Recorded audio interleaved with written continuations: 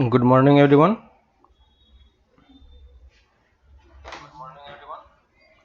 Audio clear है सबका?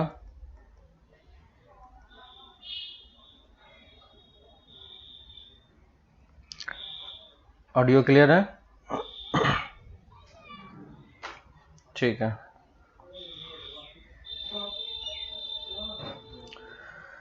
ठीक है, तो स्टार्ट करते हैं।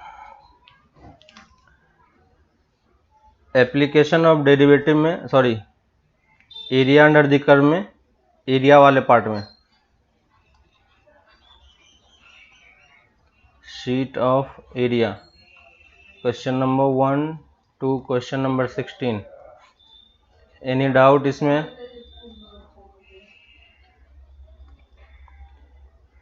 कोई डाउट इस पार्ट्स में?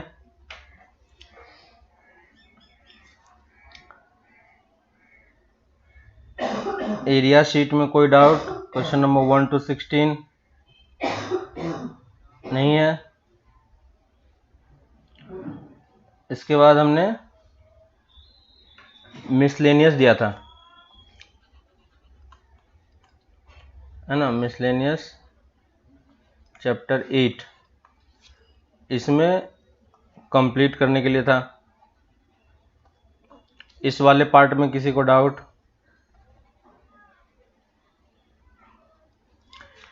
एरिया वाले मिसलेनियस शीट में किसी को डाउट? किसी क्वेश्चन में? नहीं है। चलो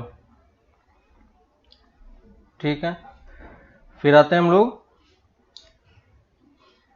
डिफरेंशियल इक्वेशन वाले पार्ट पे। तो डिफरेंशियल इक्वेशन में शीट मिला था exercise 9.3, differential equation 9.3, question number 1 to question number 5, ये कंप्लीट हो गया था सबका। इसमें किसी को डाउट किसी पार्ट में, कैसे डिफरेंशियल इक्वेशन फॉर्म करना होता है और क्या करना होता है? ठीक है, डिफरेंशियल इक्वेशन वाले पार्ट में इस तीनों में कोई डाउट किसी को? एरिया के शीट में मिसलेनियस चैप्टर से 8 और डिफरेंशियल इक्वेशन 9.3 का क्वेश्चन नंबर 1 to 5। ठीक है, इतना कंप्लीट हो चुका है। इसी शीट में question number 6 to question number 10 मिला था। ठीक है, question number 6 to question number 10 में किसी पार्ट में डाउट? कोई क्वेश्चन जो कर्व फॉर्म नहीं हो रहा है किसी का? हो गया था question number 6 to 10। Question number 6 में है family of curve touching the Y axis at the origin. Equation form कर सकते हैं, family of parabola having vertex as the 0 and axis along positive Y axis. ठीक है, 8th में family of ellipse focus on Y axis and centre at origin. Differential equation question number 9 focus on the x axis and center as the origin, and question number 10 circle having the center on y axis and radius 3 up to question number 6 to 10। किसी question में doubt किसी को? ठीक है, question number 6 देखो। Question number 6 में बोल रहा है कि हमारे पास जो डिफरेंशियल इक्वेशन फॉर्म करना है वो एक फैमिली ऑफ सर्कल का होगा जो touches Y axis at the origin. जब आप इसका फिगर ड्रॉ करोगे तो ऐसा कुछ कर्व बन रहा होगा, है ना। ये ओरिजिन है और ओरिजिन पे वाई एक्सिस को टच कर रहा है। टच कर रहा है मतलब ऐसा कुछ सर्कल फॉर्म हो रहा होगा, है ना। तो ऐसा हो सकता है या फिर इस टाइप का ऐसा हो सकता है या ऐसा हो सकता है। तो इस टाइप से हमारे पास बहुत सारे सर्कल बनेंगे इनफाइनाइटली मेनी टाइम्स, और इस तरफ भी इसी टाइप का हो सकता है ना। इस तरफ भी हो सकता है ऐसा, इस टाइप से। तो हमें इस सर्कल का इक्वेशन लिखना है। ठीक है, तो क्योंकि ये वाई एक्सिस को टच कर रहा है ओरिजिन पे, तो सेंटर इसका हमेशा कहाँ पे लाई करेगा, एक्स एक्सिस पे ही लाई करेगा, है कि नहीं। तो अगर हम सेंटर को a,0 मान लें, और क्योंकि ये y एक्सिस को टच कर रहा है तो रेडियस भी कितना हो जाएगा, a ही हो जाएगा, है ना। तो सेंटर पता है, रेडियस पता है, इक्वेशन लिख पाएंगे। इक्वेशन क्या होगा, x माइनस ए का whole square plus Y square equal to R square, है ना। अब हमारे पास पैरामीटर यहाँ पे क्या है और आर्बिट्ररी कांस्टेंट क्या है। पैरामीटर यहाँ पे क्या है हमारे पास, a, है ना। तो a ही यहाँ पे आर्बिट्ररी कांस्टेंट है। इसको आप डिफरेंशिएट करोगे, कितनी बार करना होगा, एक बार डिफरेंशिएट करोगे आपका आंसर आ जाएगा, ठीक है। तो ये क्वेश्चन नंबर 6 का था। क्वेश्चन नंबर 7 में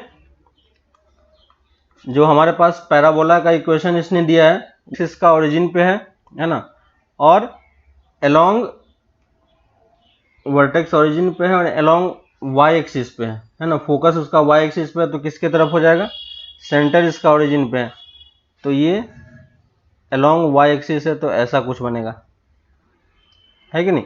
तो ऐसा हो सकता है, इस टाइप से हो सकता है। तो सब में डिफरेंस क्या है, तो इसका जनरल इक्वेशन हम क्या लिख सकते हैं, Y square equal to 4ax, याद है, sorry, Y X square equal to 4ay, X square equal to 4ay, है ना, क्योंकि y के लॉन्ग है तो x में क्वाड्रेटिक होगा। तो ये क्वेश्चन नंबर 7 था। क्वेश्चन नंबर 8 में हमें इलिप्स का इक्वेशन लिखना है जिसका फोकस y एक्सिस पे और सेंटर ओरिजिन पे हो, है ना। तो ये देखो, ये हमारा इलिप्स का इक्वेशन होगा इस टाइप से, है ना। फोकस इसका कहाँ पे है, focus on the y axis, है ना। तो कर्व हमारा कुछ इस शेप का होगा, इसके अलोंग होगा हमारा कर्व, ऐसा, है ना। तो फर्क नहीं पड़ता उससे। इसका जनरल इक्वेशन क्या होता है, X square by A square plus Y square by B square equal to 1। A और बी की वैल्यू पे डिपेंड करेगा कि आपका कर्व इस तरफ का होगा या इस तरफ का होगा, है ना। तो इस वाले पार्ट में क्या होता है, ए ग्रेटर देन बी होता है, और इस वाले केस में क्या होता है, बी ग्रेटर देन ए होता है ना। तो जनरल इक्वेशन दोनों का सेम ही होता है। दो वेरिएबल है, दो आर्बिट्ररी कांस्टेंट है, इसको हमें 2 बार डिफरेंशिएट करना होगा, ठीक है। तो ये हो गया हमारा क्वेश्चन नंबर 8। क्वेश्चन नंबर 9 में, क्वेश्चन नंबर 9 में हमें हाइपरबोला का इक्वेशन लिखना है जिसका फोकस एक्स एक्सिस पे हो, ठीक है। तो एक्स एक्सिस पे होगा तो हाइपरबोला का इक्वेशन क्या हो जाएगा, इक्वेशन कुछ इस टाइप का ग्राफ दिखेगा, और जब इक्वेशन लिखेंगे तो क्या होगा, minus Y square by B square equal to 1। यहाँ पे भी कितने आर्बिट्ररी कांस्टेंट है, 2 आर्बिट्ररी कांस्टेंट है। 2 बार हमें डिफरेंशिएट करके इसे सॉल्व करना होगा, ठीक है। नेक्स्ट क्वेश्चन नंबर 10 पे आते हैं। 10 में बोल रहा है सर्कल है जिसका centre on Y axis and radius 3, है ना। तो जिसका सेंटर वाई एक्सिस पे है और रेडियस 3 है, तो यहाँ पे कहीं पे ऐसा बन सकता है या ऐसा कुछ बन सकता है। तो सेंटर वाई एक्सिस पे है तो हम कितना लिखेंगे, 0,b फॉर्मेट का, और रेडियस हमें 3 दिया हुआ है ना। तो इक्वेशन क्या हो जाएगा, x माइनस 0 का whole square plus Y minus B का whole square equal to 3 square. कितने अननोन है, आर्बिट्ररी कांस्टेंट कितने हैं, और पैरामीटर कितना क्या है, पैरामीटर यहाँ पे b है ना। तो बस आपको आर्बिट्ररी कांस्टेंट को एलिमिनेट करना है। आप एलिमिनेट कर पाओगे, आपका आंसर आ जाएगा, ठीक है। तो ये 7-8 क्वेश्चन थे, क्वेश्चन नंबर 10 तक कंप्लीट हो गया, ठीक है। यहां तक सबको समझ में आ रहा है। बस हमें डिफरेंशियल इक्वेशन फॉर्म करना था। एक बार आप डिफरेंशियल इक्वेशन फॉर्म कर पाओगे, आपका डिफरेंशियल इक्वेशन भी आप निकाल पाओगे उसी के अकॉर्डिंग, है ना। तो इस टाइप के क्वेश्चंस में क्या होगा, इसमें एक्चुअली में दो टाइप के क्वेश्चन होंगे। एक तो आपको वो इक्वेशन दे देगा और फिर बोलेगा कि आप इसका डिफरेंशियल इक्वेशन फॉर्म करो, है ना। तो अगर हमें इक्वेशन दे दिया है, जनरल इक्वेशन दे दिया है, तो डिफरेंशियल इक्वेशन फॉर्म करना है तो बस हमें उसमें आर्बिट्ररी कांस्टेंट को काउंट करना है कि नहीं। लेकिन अगर हमें डिफरेंशियल इक्वेशन नहीं दिया हुआ है तो इस टाइप से, जैसे क्वेश्चन नंबर 6 से लेके क्वेश्चन नंबर 10 तक में था कि इसने लैंग्वेज के फॉर्म में कुछ दे दिया लिख के, तो हमें उस लैंग्वेज को पढ़ के हमें खुद से कैलकुलेट करना है कि इसका जनरल इक्वेशन क्या होगा, है ना, जनरल कर्व क्या होगा। एक बार आप वो निकाल पाओगे उसके बाद आप डिफरेंशियल इक्वेशन भी फॉर्म कर सकते हैं, है ना। तो बेसिक आइडिया यही है कि आप किसी भी तरीके से जनरल इक्वेशन पहले फाइंड करो, या तो आपको गिवन होगा या लैंग्वेज के फॉर्म में कुछ एक्सप्लेन किया होगा फैमिली ऑफ कर्व की तरह, तो उसमें हम इसको कर सकते हैं, ठीक है। इसी में हम कुछ और एग्जांपल्स देखते हैं जहां पे आपको ये सब चीजें और अच्छे तरीके से क्लियर होगी कि आप कैसे हम जनरल इक्वेशन किसी भी कर्व का लिख सकते हैं और उसके कॉरस्पॉन्डिंग हम डिफरेंशियल इक्वेशन फॉर्म कर सकते हैं, है ना। तो उसके लिए हमें क्या करना होगा, तो बस प्रैक्टिस की चीज है, आप प्रैक्टिस करोगे आपका ये सब कुछ कवर हो जाएगा कि कैसे ये चीजें सॉल्व हो रहा है, ठीक है। कुछ एग्जांपल्स हम लोग करते हैं तो आपको और बेटर तरीके से ये चीजें समझ में आएगी, ठीक है। तो क्वेश्चन लिखते हैं, find the differential equation, find the differential equation of each of the following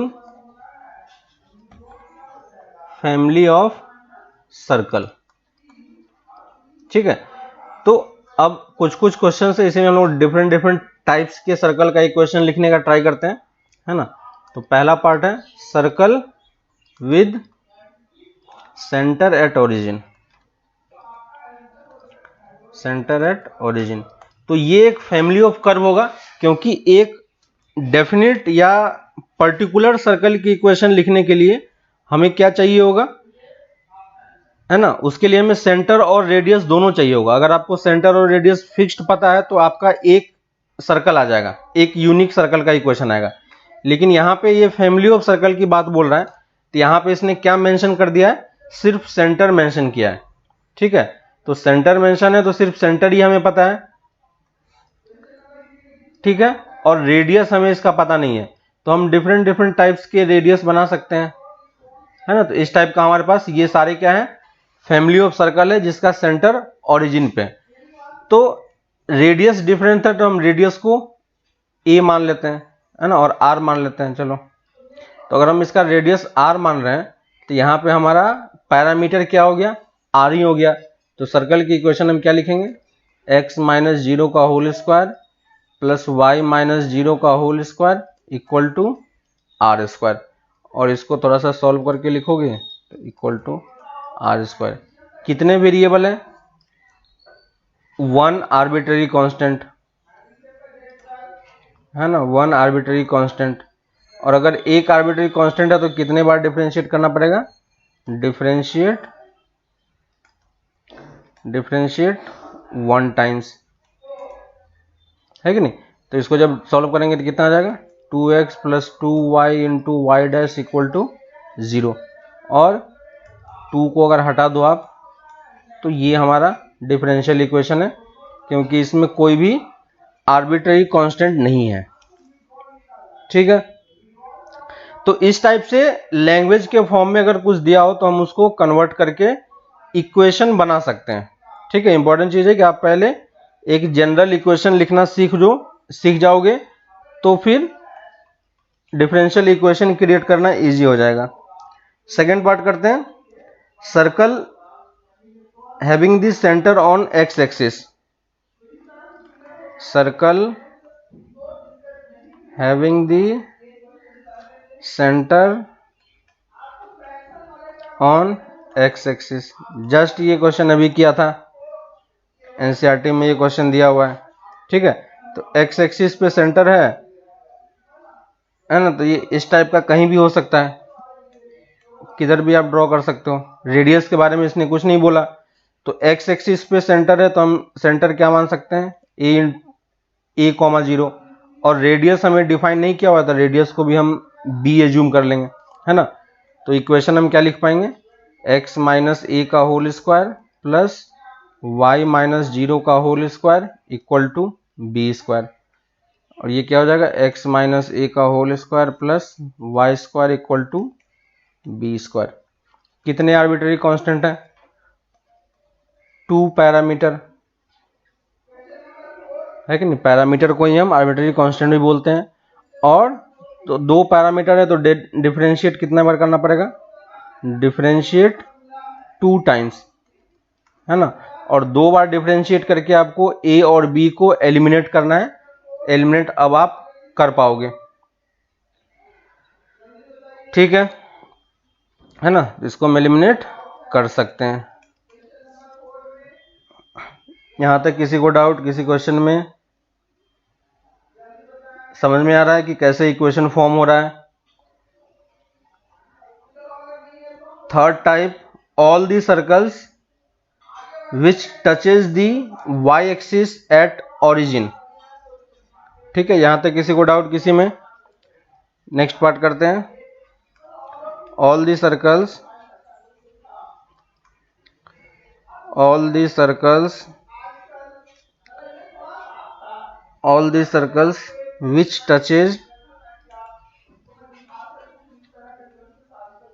which touches the y-axis at origin, ये सेम क्वेश्चन एनसीईआरटी में है, ठीक है। जस्ट अभी हमने किया है कि अगर y-axis को ओरिजिन पे टच कर रहा है तो ऐसा कुछ कर्व बन रहा होगा,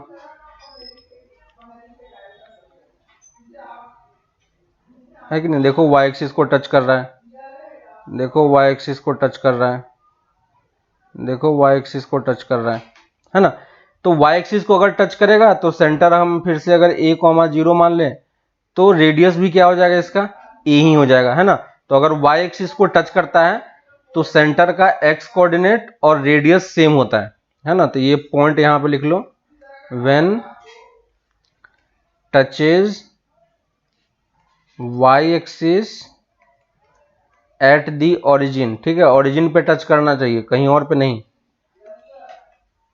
if when touches y-axis at the origin then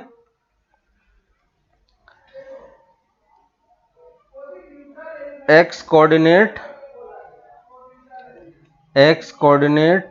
of center will be equal to radius, है कि नहीं। और क्योंकि सेंटर y एक्सिस को टच कर रहा है तो इसका सेंटर कहां पे लाई करेगा, x एक्सिस पे ही लाई करेगा, है ना। और centre lie on x axis, है ना। तो हमने सेंटर पता है, रेडियस पता है, फिर से हम इक्वेशन लिख पाएंगे, x माइनस ए का whole square plus Y square equal to A square. एक आर्बिट्ररी कांस्टेंट है, 1 टाइम्स डिफरेंशिएट करोगे इक्वेशन हमारा डिफरेंशियल इक्वेशन फॉर्म हो जाएगा। 2 इक्वेशन को यूज करके आप उसको एलिमिनेट कर पाओगे, है ना। तो differentiate 1 time to get differential equation by eliminating parameter, ठीक है। तो आपको पैरामीटर को एलिमिनेट करना है। इंपॉर्टेंट चीज है कि आप डिफरेंशियल जनरल कर्व को फॉर्म कर पाओ, ठीक है। जनरल कर्व आपका फॉर्म हो जाएगा, आप इक्वेशन को ड्रॉ कर पाओगे, ठीक है। तो बस अभी हम सिर्फ इसी टाइप के एग्जांपल देखेंगे कि जहां पे आपको लैंग्वेज के फॉर्म में कुछ दिया हो, और पर्टिकुलरली हम सर्कल का केस देख रहे हैं अभी, ठीक है। 4th पार्ट करते हैं इसमें, centre in the second quadrant and touches the coordinate axis, centre, है ना। और इसी का अगर हम काउंटर पार्ट लें जो अभी हमने जस्ट किया है 4th का, अगर यही क्वेश्चन हमारे पास होता है फिर से, all the circles which touches the x axis at the origin. ठीक है, सेम क्वेश्चन है, बस एक्सिस अब हमने डिफरेंट कर दिया। तो जब आप इसका कर्व ड्रॉ करोगे, कहां पे टच कर रहा है? ओरिजिन पे एक्स एक्सिस को, है ना। तो ओरिजिन पे एक्स एक्सिस को टच करेगा तो सेंटर कहां पे हो जाएगा? वाई एक्सिस पे। और रेडियस भी सेम वही चीज होगा, अगर एक्स के जगह पे वाई कर दो तो वाई कोऑर्डिनेट रेडियस के इक्वल हो जाएगा, है ना। तो इसका जो सेंटर होगा 0, a, और इसका रेडियस भी कितना हो जाएगा? a ही हो जाएगा। तो इक्वेशन क्या लिखेंगे? x माइनस 0 का whole square plus Y minus a का whole square equal to a square, है ना। फिर से सेम वही चीज करना है, डिफरेंशिएट वन टाइम्स, है ना, और आपका डिफरेंशियल इक्वेशन आ जाएगा। बस आपको आर्बिट्रेरी कांस्टेंट को एलिमिनेट करना है ना। एक बार एलिमिनेट कर लोगे, इक्वेशन आपका सॉल्व हो जाएगा। ठीक है, यहां तक किसी को डाउट कि इक्वेशन में हम कैसे फॉर्म कर रहे हैं और कैसे लिख रहे हैं? ठीक है, इजी है। सर्कल के इक्वेशन में जब भी दिया रहे जनरल इक्वेशन, तो हमेशा हमें क्या देखना है कि सेंटर और रेडियस पता होना चाहिए, है ना। सेंटर और रेडियस अगर पता होता है तो हम इक्वेशन लिख पाते हैं। 11th में हमने ये चीज किया था। ठीक है, एक और एग्जांपल देखते हैं। Circles in the second quadrant,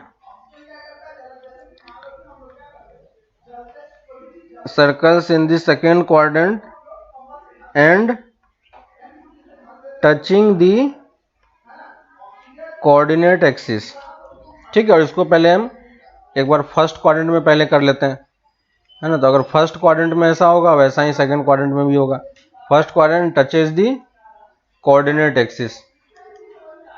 ठीक है, तो ये सब हमने 11th में डिफरेंट टाइप्स के केसेस लेके आपको करवाया था।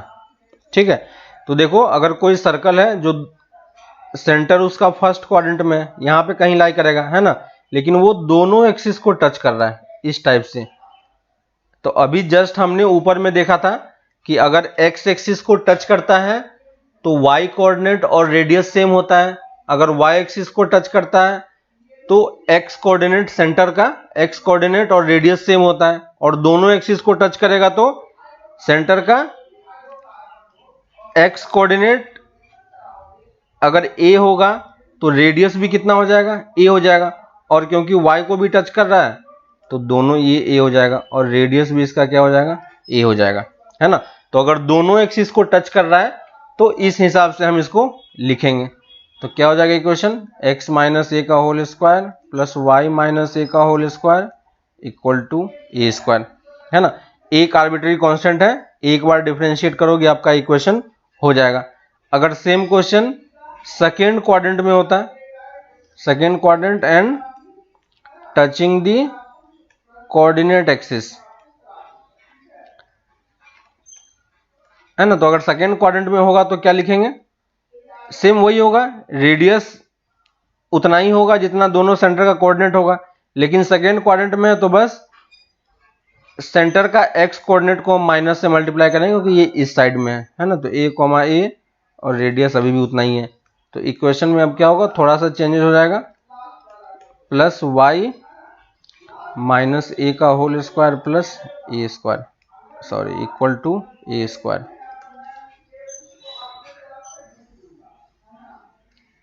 है ना। तो ये हमारा हो गया।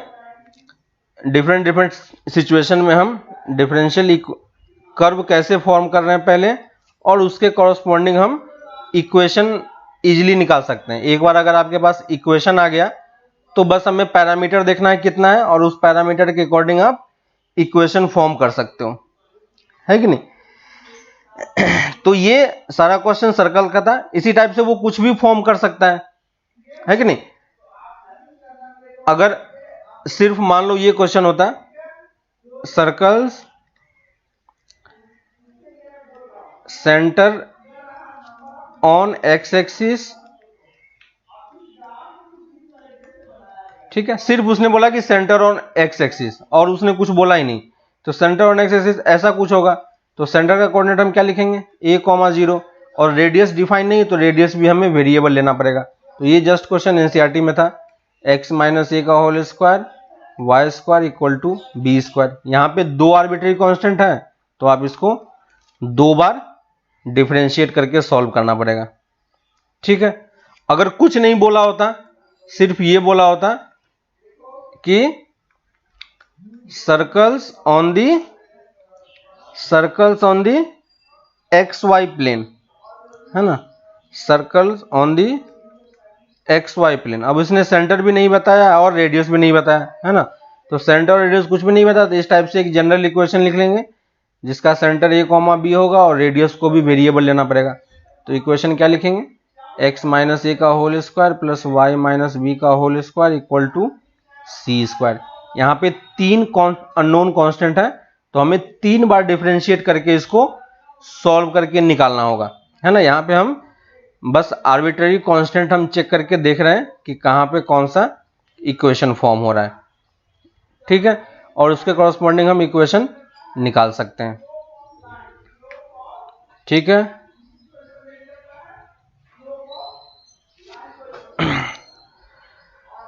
और लेते हैं questions.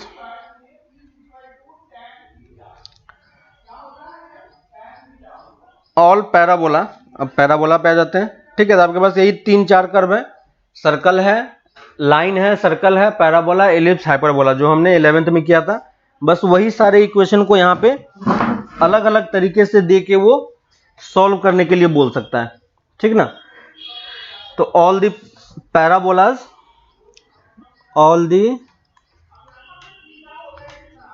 Parabolas having their vertices at the origin, having their vertices at the origin, ठीक है, and axis along positive direction y, and axis along positive direction of y। ठीक है, तो पैराबोला का इक्वेशन हमने जनरल इक्वेशन लिखना सीखा है, ठीक है, पहले भी किया था, देख लो। एक सबका मैं जनरल इक्वेशन लिख देता हूं।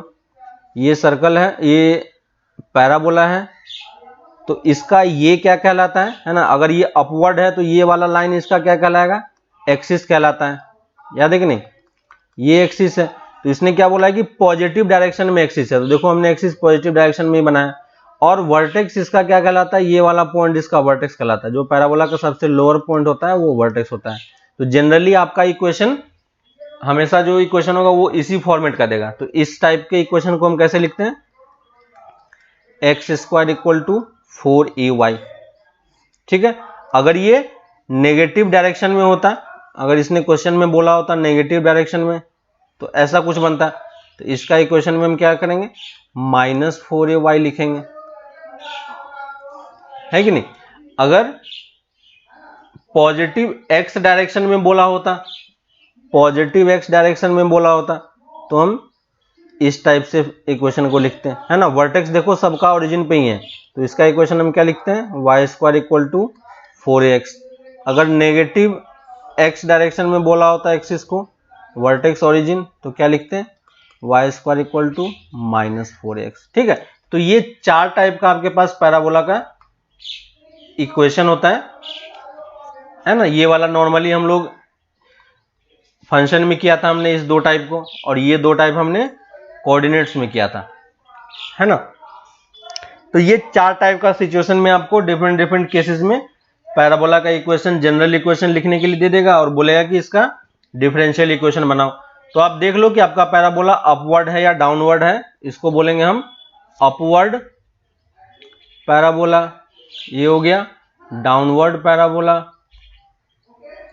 ये हो गया राइटवर्ड पैराबोला, और ये हो गया लेफ्टवर्ड पैराबोला, है ना। तो ये लेफ्ट जो जिस साइड ओपन हो रहा है उस हिसाब से उसको उस पैराबोला का नाम देते हैं।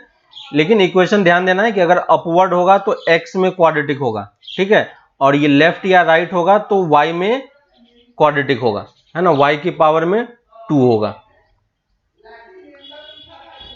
ठीक है। तो ये एक बेसिक क्वेश्चन था पैराबोला के केसेस में, ठीक है। तो ये क्वेश्चन आपको इस टाइप का बहुत सारा क्वेश्चन अभी एग्जांपल में आएगा जब आप क्वेश्चन करोगे डिफरेंशियल इक्वेशन फॉर्म करने का। उसी टाइप से इलिप्स में भी आपके पास ढेर सारे क्वेश्चंस बन सकता है ना। तो इलिप्स में दो टाइप का इलिप्स होता है, एक इस टाइप का होगा, है ना, और एक इस टाइप का होगा, है ना। तो इसको हम क्या बोलते हैं, इसके लिए एक्सिस कौन सा हो जाएगा, ये वाला पार्ट इसका एक्सिस हो जाएगा। 11th में हमने डिफरेंट गिवन फोकस दिया होता है, ये सब कुछ दिया होता है, तो हम उसका इक्वेशन लिख पाते थे, है ना। तो इसका जनरल इक्वेशन क्या होता है, X square by A square plus Y square by B square equal to 1। और इसका इक्वेशन क्या होता है, X square by A square plus Y square by B square equal to 1। दोनों में इक्वेशन सेम है, बस इसमें क्या होता है, ए की वैल्यू बी से ज्यादा होती है ना। तो एक्स के नीचे का पार्ट वाला वैल्यू अगर ज्यादा होगा तो ये एक्स की तरफ इलोंगेटेड होगा, है ना, और y के नीचे का वाला पार्ट अगर ज्यादा होगा तो ये y के अलोंग इलोंगेटेड होगा, है ना। तो इलिप्स में वो इस टाइप के इक्वेशन पे कुछ क्वेश्चंस फॉर्म कर सकता है, ठीक है। जैसे वो क्या बोलेगा कि find the differential equation of all the ellipse whose centre is at the origin and foci on the y axis, है ना।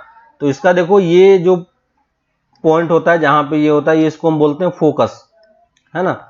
इसको हम F1 F2 से नोट करते हैं। तो यहाँ पे फोकस किसके अलोंग है, x एक्सिस के अलोंग है, और इस वाले केस में फोकस कहाँ पे अलोंग करेगा, y एक्सिस के अलोंग आएगा। तो अगर फोकस आपका y एक्सिस के अलोंग बोलेगा तो यानी हमें इस टाइप का पैराबोला लेना है ना, जिसमें b की वैल्यू 1 a से ज्यादा हो। लेकिन यहाँ पे फर्क नहीं पड़ता क्योंकि जनरल इक्वेशन है ना, तो दोनों का इक्वेशन देखो सेम ही टाइप का है, बस वैल्यू पे फर्क पड़ेगा। और क्योंकि हमारा वैल्यू दोनों आर्बिटरी कांस्टेंट है तो फर्क नहीं पड़ता कि आप ए लो या बी लो। तो बस फोकस अगर दिया रहे तो फोकस का मतलब ये होता है, क्वेश्चन में आप इस तरीके से इसको डिफरेंशिएट कर सकते हो, ठीक है। वैसे ही एक और टाइप का कर्व होगा जिसको हम बोलते हैं हाइपरबोला, ठीक है। ये सब हमने 11th में किया है, हाइपरबोला। तो हाइपरबोला भी क्या होता है, दो टाइप का ये भी होता है। इसमें भी क्या बोलेगा वो आपसे कि फोकस आपका किसके अलोंग है ना। तो अगर आपका फोकस एक्स एक्सिस के अलोंग है तो हम ऐसा इक्वेशन बनाएंगे, यानी यहाँ पे फोकस यहाँ पे लाई करता है F1 और F2। और इस वाले केस में अगर फोकस अलोंग y एक्सिस बोलता है तो हम ऐसा प्लॉट करेंगे, है ना। तो यहाँ पे देखो फोकस इसके अलोंग लाई करता है, ठीक है। इसका इक्वेशन क्या होता है, X square by A square minus Y square by B square equal to 1। और इसका equation X square by A square minus Y square by B square equal to -1, ठीक है। तो बस ये डिफरेंस है दोनों का। बस आपको ये ध्यान देना है कि फोकस उसने किसके अलोंग बोला है, किस एक्सिस के अलोंग बोला है, ठीक है। और ऐसा ही क्वेश्चन आएगा, वो हमेशा ये वाला इस पार्ट इसका सेंटर कहलाता है ना। तो सेंटर आपका हमेशा ओरिजिन पे ही होगा और फोकस या तो x के अलोंग होगा या y के अलोंग होगा। तो उसके कॉरस्पॉन्डिंग आप इक्वेशन लिख के इसको सॉल्व कर सकते हो, है ना। दो वेरिएबल है तो दो बार डिफरेंशिएट करके आपको इक्वेशन लिखना पड़ेगा, ठीक है। और एक लाइन की इक्वेशन थी, है ना। तो अगर हमें प्लेन में इक्वेशन लिखना है, अगर जनरल इक्वेशन बोलता है तो लाइन के केस में क्या होगा, general equation ax plus B Y plus C equal to 0, है ना। तो ये जनरल इक्वेशन ऑफ लाइन होता है, ठीक है। मतलब अगर आप इसको प्लॉट करोगे तो ऐसा इस टाइप का कुछ बनेगा, है ना। तो यहां पे देखो 3 कांस्टेंट है, तो अगर हमें इस जनरल इक्वेशन का आपको डिफरेंशियल इक्वेशन बनाना है तो हमें 3 बार डिफरेंशिएट करना पड़ेगा, 3 टाइम्स, है कि नहीं। लेकिन अगर वो कुछ डिफाइन कर देता है, ठीक है, अगर बोलता है कि फाइंड, ये क्वेश्चन हमने किया भी था, find differential equation of family of lines with slope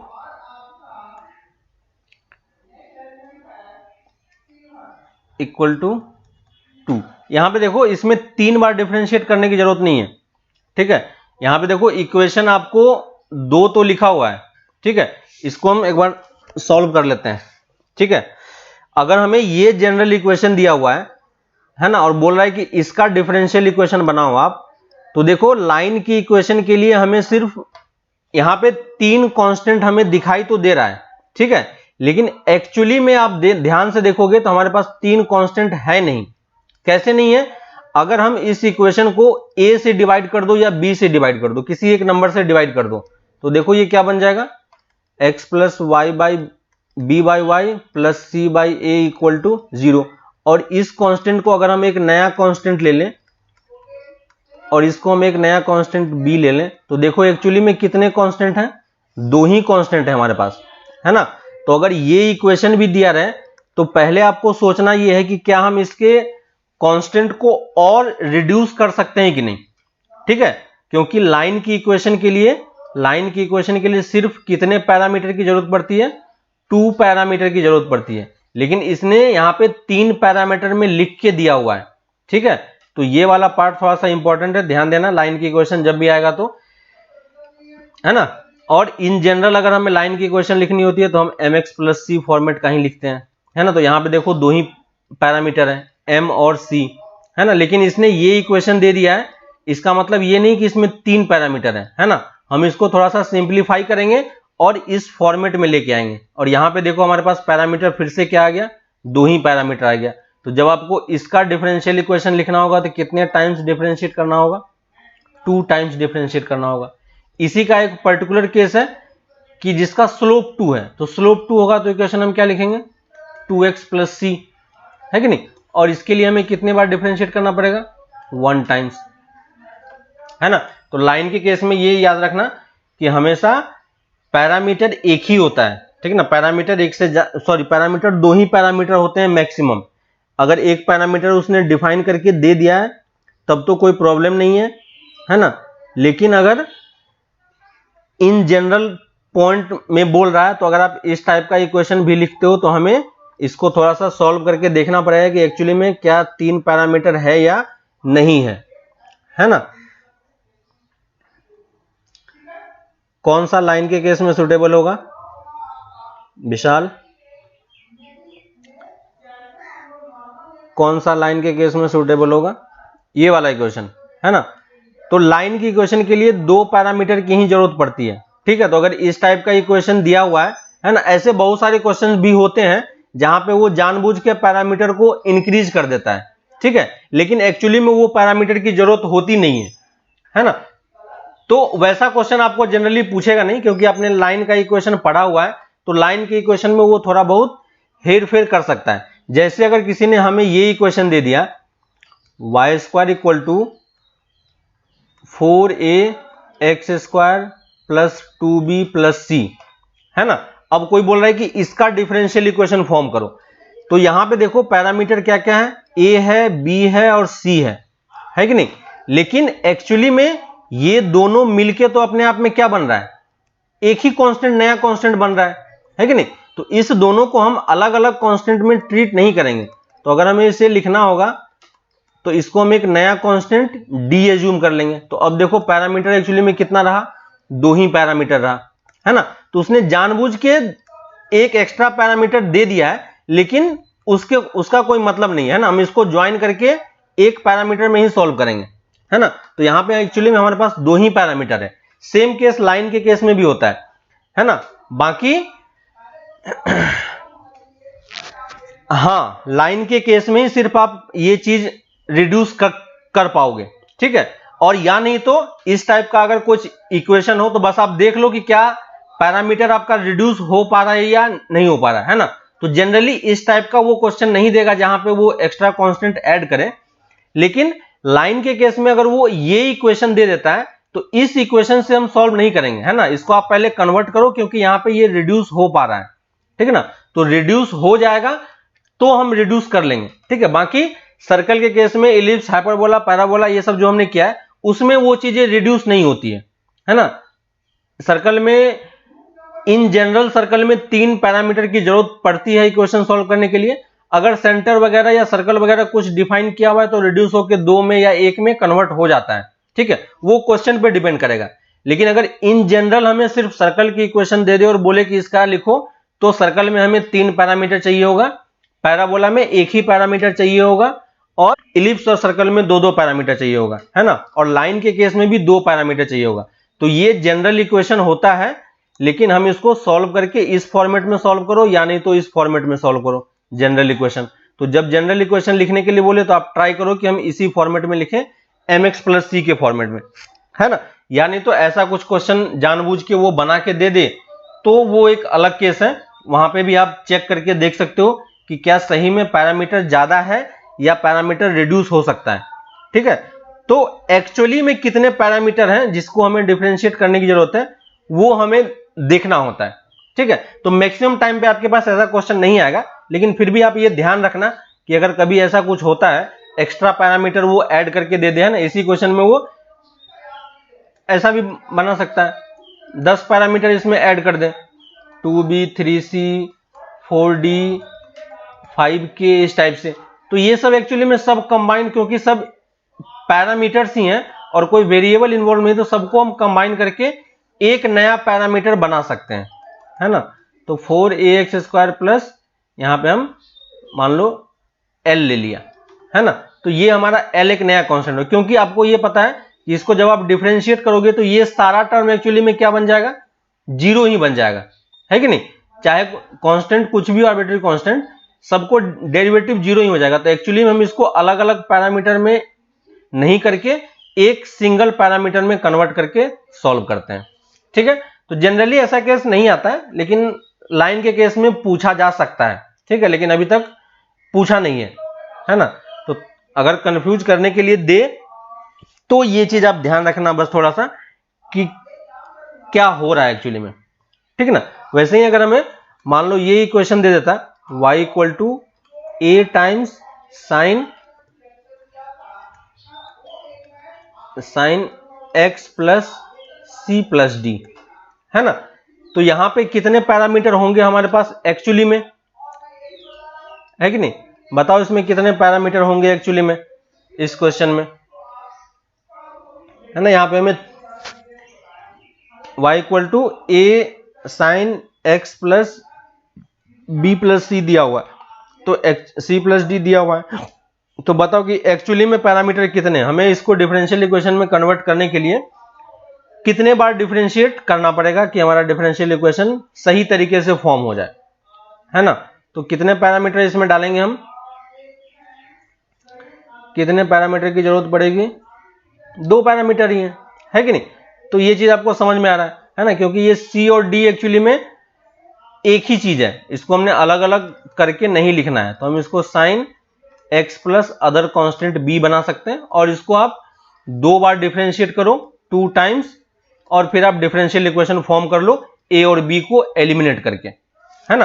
तो ये बस छोटा सा पॉइंट है, बस वो ध्यान रखना। बाकी जनरली आता नहीं है ऐसा क्वेश्चन, अभी तक मैंने बोर्ड में कभी ऐसा क्वेश्चन देखा नहीं है कि वो ऐसा क्वेश्चन दे दें, लेकिन फिर भी बस आप ध्यान रखना, ठीक है। तो ये डिफरेंट सिचुएशन में हमें डिफरेंशियल इक्वेशन निकालने के लिए पूछ सकता है ना। तो डिफरेंशियल इक्वेशन फॉर्म करने के लिए हमारे पास क्या होना चाहिए, जनरल कर्व होना चाहिए, या अगर जनरल कर्व नहीं दिया हुआ है तो हमें फॉर्म करना पड़ेगा जनरल कर्व, है कि नहीं। और ये आप गिवन होगा, है ना, गिवन होगा तो हम इजीली पैरामीटर देख सकते हैं, या नहीं तो फॉर्म करने के लिए बोले तो आपके पास जितने कर्व आपने 11th में पढ़े हैं, line, ellipse, line, circle, ellipse, hyperbola, parabola, यही सब क्वेश्चन इस वाले पार्ट में आएगा, है ना। और उसी क्वेश्चन से हमें जनरल कर्व पहले फॉर्म करना है, और जनरल कर्व से फिर हमें डिफरेंशियल इक्वेशन फॉर्म करना है ना। तो डिफरेंशियल इक्वेशन फॉर्म करने का आपके पास बेसिक आइडिया मिल गया कि हमने डिफरेंशियल इक्वेशन कैसे फॉर्म किया, है ना। तो अभी तक जो हमने डिफरेंशियल इक्वेशन में सीखा है वो ये सीखा है कि अगर हमें डिफरेंशियल इक्वेशन का डिग्री एंड ऑर्डर पता होना चाहिए, है ना, जो कि आप निकाल सकते हो। तो ये सब 1 मार्क के क्वेश्चन में वो कभी कभी क्वेश्चन देके आपसे पूछ लेगा, ठीक है, इसमें वो ज्यादा कोई दिक्कत नहीं होती। दूसरी चीज, वेरीफाई करने के लिए, है ना, कि अगर हमें वेरीफाई करने के लिए देता है कि कोई कर्व जो है ना, और हमने general curve and particular solution में हमने डिफरेंशिएट करना सीखा है कि जनरल कर्व और पर्टिकुलर सॉल्यूशन, जनरल सॉल्यूशन और पर्टिकुलर सॉल्यूशन क्या होता है, ठीक है। उसके बाद एक क्वेश्चन वेरिफिकेशन पे आ सकता है कि वो एक कोई जनरल कर्व या पर्टिकुलर सॉल्यूशन कुछ भी दे दे, है ना, और बोले कि चेक करो कि ये इसका सॉल्यूशन है या नहीं, है ना, जो हमने एक्सरसाइज 9.2 में किया था, है ना, चेक करने के लिए, check whether solution of differential equation, है ना, इज और नॉट। तो आपको एक जनरल कर्व दे देगा और पूछेगा कि ये बताओ कि इसमें जनरल ये इसका सॉल्यूशन है या नहीं, है ना। तो क्वेश्चन 1 मार्क का क्वेश्चन यहां से बनता है और यहां से बनता है, ठीक है। इसके बाद हमने सीखा कि डिफरेंशियल इक्वेशन फॉर्म करने वाला, है ना, तो फॉर्मेशन वाला पार्ट इंपॉर्टेंट है, फॉर्मेशन ऑफ डिफरेंशियल इक्वेशन। तो 4 मार्क का क्वेश्चन यहां से फॉर्म होता है, ठीक है ना। तो 4 मार्क के क्वेश्चन के लिए वो एक जनरली वो आपको इक्वेशन नहीं देगा, है कि नहीं, आपको ये समझ में आ रहा है, क्योंकि अगर वो इक्वेशन दे देगा तो क्वेश्चन इजी बन जाएगा, तो वो फिर से 1 मार्क के क्वेश्चन में रिड्यूस हो सकता है। लेकिन वो जनरली अगर आपसे उसे 4 मार्क के क्वेश्चन में पूछना है तो वो क्या करेगा आपको कि जनरल लैंग्वेज में कुछ क्वेश्चन दे देगा और बोलेगा कि इसका डिफरेंशियल इक्वेशन लिख के बताओ, है ना। तो आपको थोड़ा सा पढ़ के पहले जनरल इक्वेशन फॉर्म करना है, फिर उसको डिफरेंशिएट करके हमें जनरल इक्वेशन फॉर्म करना है, डिफरेंशियल इक्वेशन फॉर्म करना है ना। और उसमें डिफरेंशियल इक्वेशन में ध्यान रखना है कि उसमें कोई भी हमारे पास आर्बिट्ररी कांस्टेंट नहीं होना चाहिए डिफरेंशियल इक्वेशन में। तो बस डिफरेंशिएट करके जितने पैरामीटर हैं उतने टाइम्स डिफरेंशिएट करके आप उसको एलिमिनेट करो पैरामीटर को, ठीक है। इसके बाद जो नेक्स्ट पार्ट है और इंपॉर्टेंट पार्ट है वो है सॉल्यूशन ऑफ डिफरेंशियल इक्वेशन, ठीक है। अब हमारे पास है सॉल्यूशन ऑफ डिफरेंशियल इक्वेशन, ठीक है। मतलब क्या है कि हमने अभी तक जो सीखा है मेनली वो कि अगर हमें जनरल सॉल्यूशन अगर हमें गिवन होता है, ठीक ना, या कुछ इंफॉर्मेशन गिवन होता है उसके बेसिस पे हम जनरल इक्वेशन फॉर्म कर सकते हैं, जनरल सॉल्यूशन फॉर्म कर सकते हैं, और जनरल सॉल्यूशन से हम डिफरेंशियल इक्वेशन फॉर्म कर सकते हैं, है ना। तो जनरल इक्वेशन अगर दिया हो तो पैरामीटर को एलिमिनेट करके आप डिफरेंशियल इक्वेशन फॉर्म कर सकते हो, है ना। तो ये हमारा हो गया फॉर्मेशन, ठीक है। अब हमें जो नेक्स्ट पार्ट है सॉल्यूशन ऑफ डिफरेंशियल इक्वेशन में, वो एक्चुअली में इसका रिवर्स ऑर्डर है, ठीक है। तो ये इस वाले पार्ट को हम क्या बोलते हैं, सॉल्यूशन फाइंडिंग, है ना, और फाइंडिंग सॉल्यूशन, फाइंडिंग सॉल्यूशन। यानी अब हमें क्या होगा कि एक डिफरेंशियल इक्वेशन ही गिवन होगा और उस डिफरेंशियल इक्वेशन का सॉल्यूशन क्या होगा हमें अब वो फाइंड करना है कि नहीं। अभी तक हमने जनरल इक्वेशन से डिफरेंशियल इक्वेशन फाइंड किया, जनरल इक्वेशन या तो हमें गिवन था या हम बना के डिफरेंशियल इक्वेशन फॉर्म कर पा रहे थे। लेकिन अब जो आएगा नेक्स्ट पार्ट है और जो इंपॉर्टेंट है, मेन पार्ट इक्वेशन आपका इसी वाले पार्ट से बनता है। 4 मार्क्स का या 6 मार्क्स का क्वेश्चन वो इसी वाले पार्ट से बनाता है, जहां पे वो आपको एक डिफरेंशियल इक्वेशन दे देगा और बोलेगा कि इसका सॉल्यूशन फाइंड करके बताओ, है ना। तो सॉल्यूशन इसका, है ना, डिफरेंशियल इक्वेशन का सॉल्यूशन जनरल सॉल्यूशन में भी पूछ सकता है और पर्टिकुलर सॉल्यूशन में भी पूछ सकता है ना। तो किसी भी डिफरेंशियल इक्वेशन का जनरल सॉल्यूशन कैसे निकालते हैं और पर्टिकुलर सॉल्यूशन कैसे निकालते हैं, यही हम लोग अब आगे के नेक्स्ट क्लास में इसको हम लोग डिस्कस करेंगे, ठीक ना। तो अभी तक हमने बस डिफरेंशियल इक्वेशन फॉर्म करना अच्छे तरीके से सीखा है। एक बार वो ढंग से हो जाए आपका, ठीक है, तो ये चीज आप, उसके बाद हम लोग नेक्स्ट क्लास में फॉर्मेशन सीखेंगे कि डिफरेंशियल इक्वेशन अगर गिवन हो तो हम उसका सॉल्यूशन कैसे निकालते हैं, ठीक है। तो ये हम लोग नेक्स्ट क्लास में यहां से स्टार्ट करेंगे, ठीक है। होमवर्क के लिए जो आपका एक्सरसाइज पीछे वाला जो एक्सरसाइज था जो अभी हमने किया था क्वेश्चन नंबर 1 to 10 तक जो किया है, ठीक है, 9.3, तो होमवर्क के लिए एक्सरसाइज 9.3 कंप्लीट करना है। 2 क्वेश्चन बचा हुआ है और जो क्वेश्चन कंप्लीट नहीं हुआ है एक बार फिर से उसको रिवाइज कर लेना। किसी क्वेश्चन में डाउट हो तो नेक्स्ट क्लास में हम उसको डिस्कस कर लेंगे, ठीक है। एक्सरसाइज 9.2 कंप्लीट हो चुका है, ठीक है। एक्सरसाइज 9.1 कंप्लीट हो चुका है, ठीक है ना। एक्सरसाइज 9.1 कंप्लीट हो चुका है। तो ये 3 एक्सरसाइज है ना, आप एक बार फिर से देख लेना कि कोई क्वेश्चन अगर रह गया हो तो हम इसको डिस्कस कर लेंगे, ठीक है। इसमें 10 क्वेश्चन मैंने डिस्कशन अभी कर दिया है, ठीक है। बाकी क्वेश्चन आप ट्राई करना खुद से। 2 क्वेश्चन इसका बचा हुआ है और ये सब हो चुका है। कुछ क्वेश्चन अगर रह गया हो तो वो क्वेश्चन हम बता देना, नेक्स्ट क्लास में उसको डिस्कस कर लेंगे, ठीक है। इसके साथ साथ आपका एरिया वाला शीट हो चुका है। जो क्वेश्चन बाकी है उस क्वेश्चन को कंप्लीट करो, ठीक है।